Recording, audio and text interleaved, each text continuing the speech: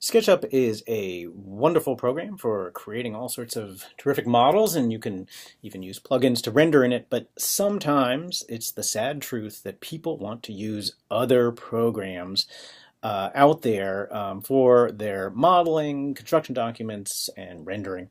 But sometimes it's really nice to take advantage of models that are already created in SketchUp.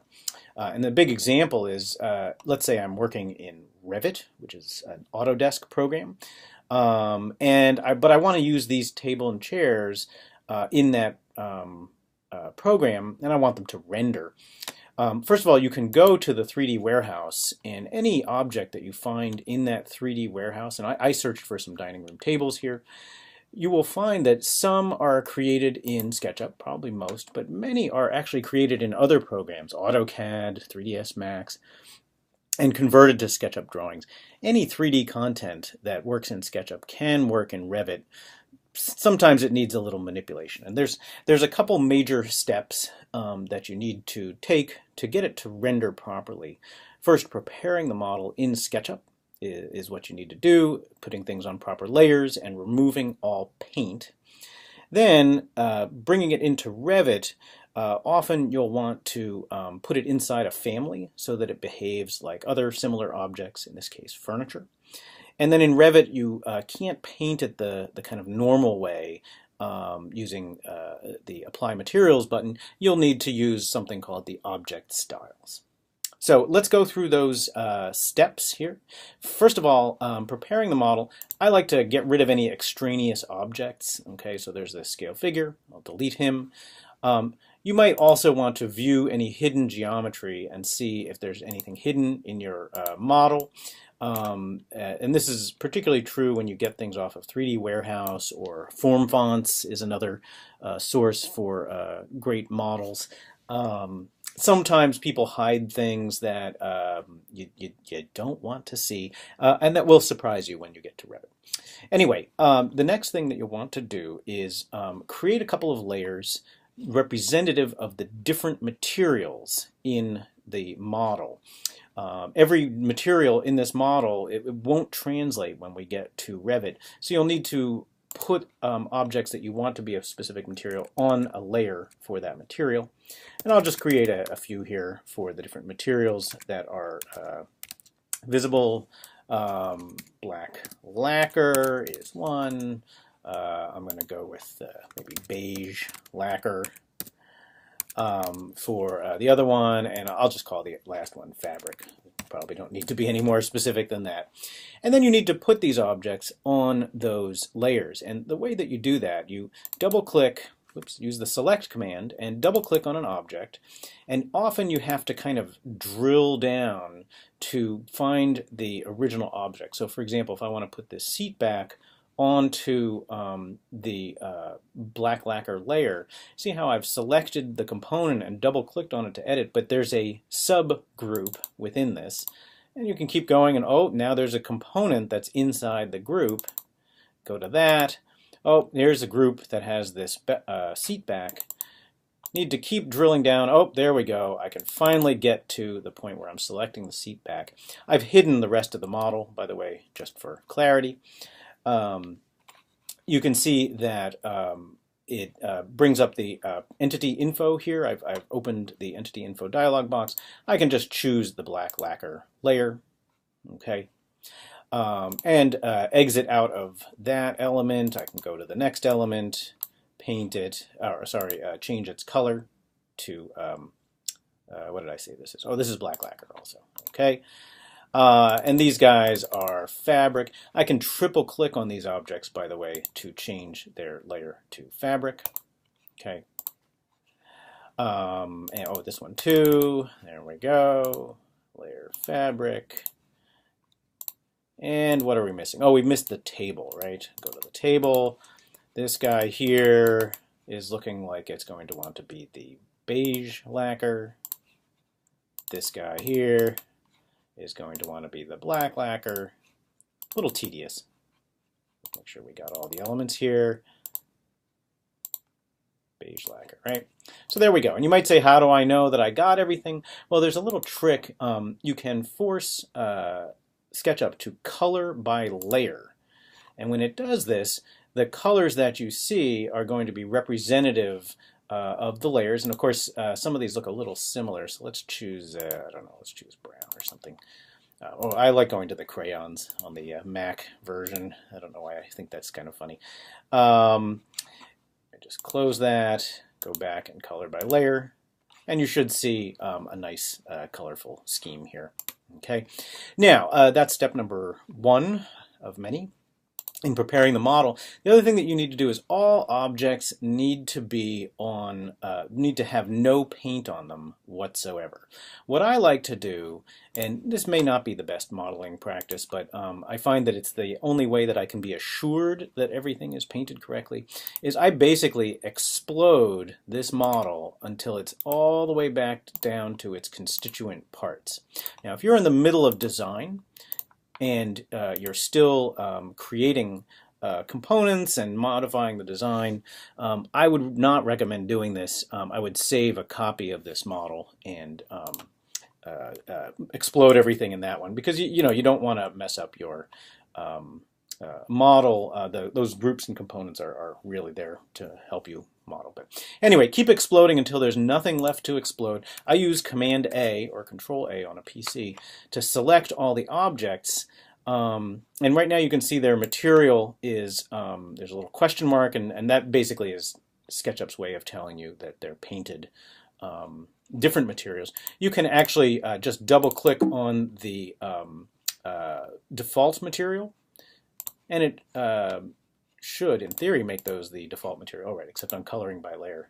Let's stop doing that. They should all turn white. You can also select all the materials, all the objects, use the paint bucket, choose the default color, and dump paint on them that way. So now I have this lovely model. It has no groups in it.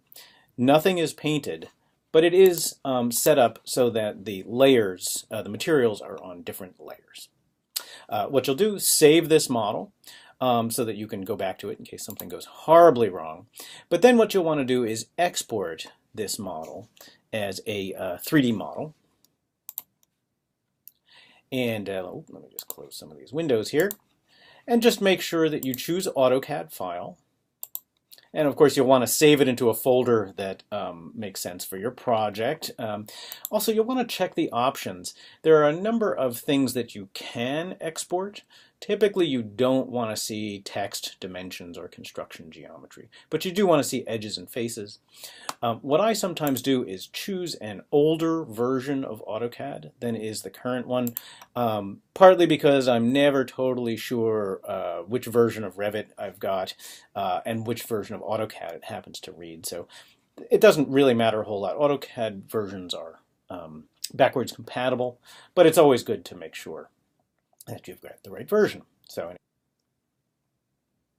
So here we are in Revit, and we want to bring in this wonderfully prepared model from SketchUp.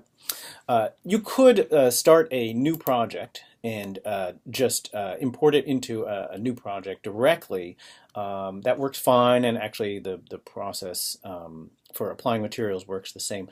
I'm going to put it in a family though, just because I want to have the control to, say, put this in a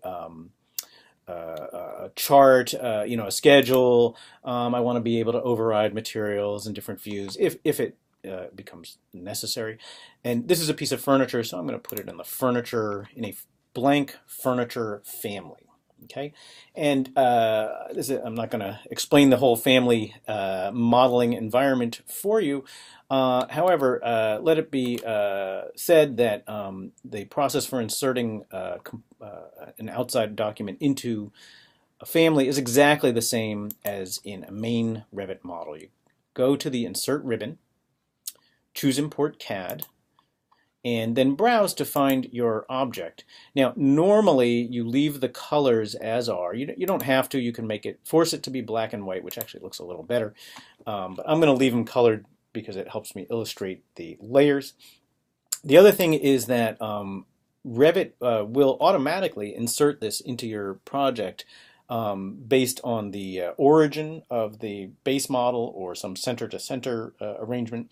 I like to use the manual option and use the base point in the model. It just gives me a little bit more control. Sometimes objects created in other programs, AutoCAD or 3ds Max or who knows what, it's sometimes the origin is way off in the middle of outer space. You just don't know. So it's just a lot easier to do it this way, to use a manual base point. Anyway, here's my lovely, lovely model. Okay, and we can even force it to display with realistic colors. Right now, the realistic colors are not so sporty because we haven't applied any yet. So what you need to do, and again, this process is the same if you're in a family or if you're in a main model and you've inserted SketchUp content, is rather than go to the modify ribbon and click on the paint bucket and start painting away, we can't do that. What we need to do is go to the manage ribbon and click on object styles. And object styles are basically, it's a menu where you can override the appearance of different things, and there's the same menu occurs in both the family and the main model. And what you'll see, first of all, there's a whole tab for imported objects here. And if you have multiple families in the same component, you'll see them all listed here. You'll also see the layers that we created way back when we were in SketchUp. Okay, and in theory, anyway, these will correspond to the materials that are in this model. Now, it also includes layer 0, which is the default layer in SketchUp. The weird thing is it does apply a render material, but this is actually just the color that it was painted, the layer was painted in SketchUp. If you have the RGB color chart memorized, that is the RGB color that is represented here on the tabletop. Anyway, like other menus in Revit, you can find the little I've got a menu under here button. It's 3 little dots. Click on that, and it brings up our wonderful material browser. Okay, now this material is called Render Material 76-38-0. Well, first of all, we can change that. I'm going to call it underscore beige lacquer. I think that was which one we're working on here. And you can even, change its class here if you wanted to change it to paint or something like that.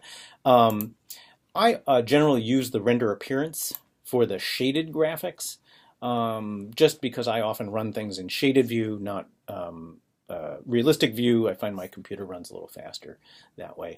Then on the appearance tab, well, this doesn't really look all that exciting right now. What we can do is go to the asset library and see if we can find some lacquer. I think there's some, oh, here we go, white lacquer, lovely. Just double click on it to add it to the material, and you can change any number of features, the glossiness and the reflectivity as you see fit in the appearance, and hopefully the shaded appearance will change. And you can see here in the list, I typed underscore beige lacquer, so it was easy to find. Click apply, and OK. And you see how the tabletop color has now changed. And I can continue to do that with these other materials. Again, click inside the material box. My little go to the other menu button appears. Click on that. And I'll go and change the name. Underscore lacquer. And change the graphics to use render appearance, and then the appearance, I'll go and I'll find that lacquer, which I believe is here. Oh yeah, there we go. Okay. And again, these things, these are kind of the appearance library is great because it has these ready-made materials, but sometimes they're not so great. I am a big fan of using this little preview window to give me a much better sense of what the material is going to look like. This feels a little too reflective to me, or perhaps a little too glossy. So I'm just going to lower that down a little bit and apply, and OK. And what you should see is that the material should change, and we can do the same with this fabric. Okay. Now we can't render it in here, so what you'll need to do is load it into the project. I'm just going to close this particular window here and close this one because I've already got them saved. And let me go to my main model here. Project with the furniture already inserted. And there they are in the model. Okay, so this is a project. I could have dozens of these tables and other walls and good things in here. And what you'll see, if you go to the materials menu, that those materials have translated over. Sometimes if you've updated the model, you may have to come and make sure that the materials that you've updated work. You can also do final tweaking of any material that you've created in the main model. It will not translate backwards to the original family, however. So you can see here that this is the rendered view of this table and chairs, just kind of in outer space. And there's not really anything in here that's going to be reflected off the table, but it's a pretty good representation of the materials. I think I'd make the lacquer a little darker and perhaps a little more reflective. And once you put it into a space, you'll have to decide if you like that finish. But that's the basic way that you can take content from SketchUp and bring it into Revit for use in a project, and especially for use in rendering.